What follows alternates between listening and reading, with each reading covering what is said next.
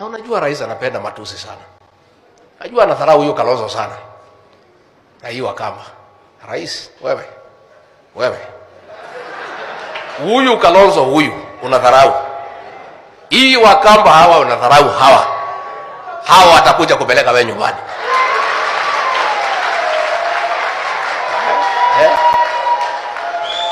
Sia alikuwa anadharau mimi ati ni mtu mdogo. Alikuwa amenidharau ati atanifukuza wiki mbili nitasaulika. Nimechukua kila mtu alikuwa kwake. Sasa yeye ni minority katika Kenya. Sasa yeye vile niliondoa watu yangu, saa hii huyu Raila Odinga akimwambia Ruto amuoshe miguu atamuosha. Because amekwama. Ni kama mgonjwa akiwa katika ICU ako kwa life support machine. Life support machine ya William Ruto today ni Raila Odinga. Ikizimwa kisha. And it is because yeye alitudharau. Akifikiria sisi ni watu tu kawaida. Sasa yeye ni minority. Hii uchaguzi sisi tukiweka candidate yetu, hii mzee aunge mkono kama atamuunga mkono, mwingine asimame, William Ruto atakuwa namba 4 ama namba 3 akijaribu.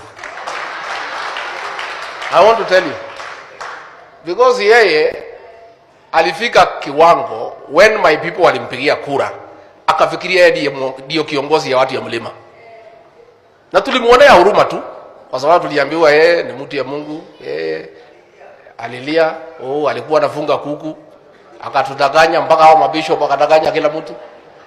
Sasa akafikiria yeye ni mwerevu kuliko kila mtu.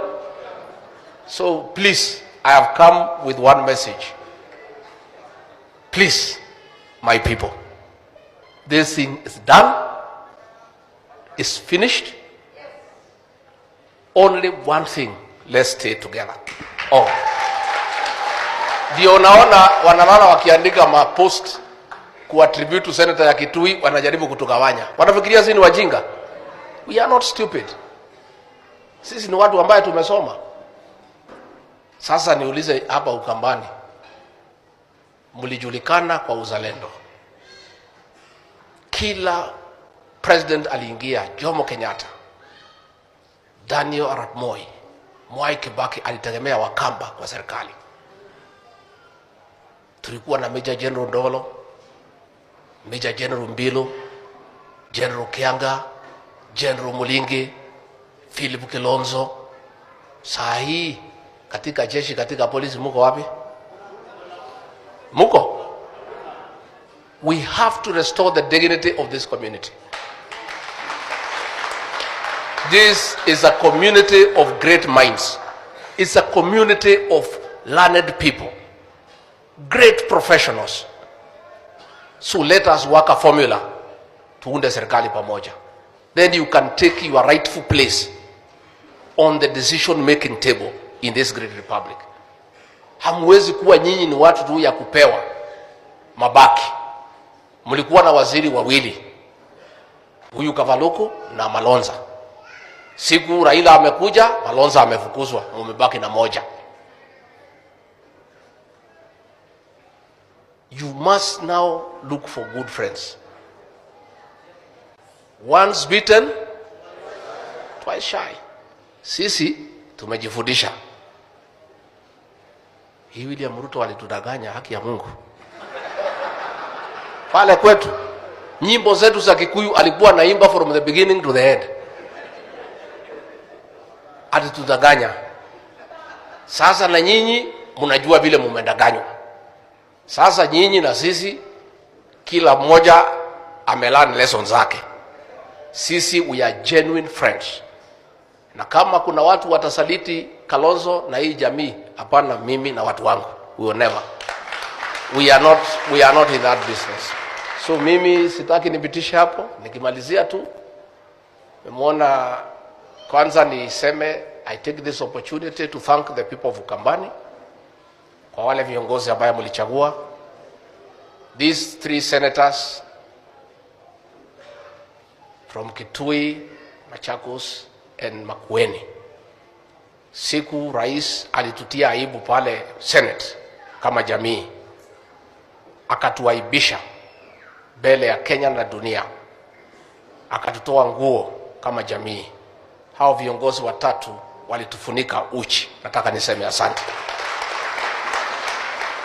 Hao MPs ya National Assembly wakiongozwa na kiongozi hapa Mbue walitufunika uchi. I want to say on my own behalf, my family and the people of the Mount Kenya region, we remain forever indebted to the leadership and the people of Ukambani. Na sisi ni watu ya shukurani, na mtakuja kuona sisi ni watu ya shukurani. Hao senator huyu Kavindu alikuwa anapewa 10 million, akakataa kuuza sisi 10 million. Nyinyi mungepewa milioni 10 mungeniuza 10 million. Senator wa kwangu Nyeri alipewa 10 million akaniuza. Hawa wenu ndio walifunika mimi uchi from Ukambani. So sisi hatuna hata, we have no words to say thank you kwa kiongozi Kalonzo Musyoka and your leaders. What you did to me and the mountain people, we will never forget. When our own sons and daughters walinunuliwa, wenu viongozi wenu wakakataa pesa, hiyo tuliweka kwa roho, na kuna fahari tumeweka kwa roho yetu na hatuwezi toa. Na siku moja mtakuja kuona sisi ni watu ya shukrani.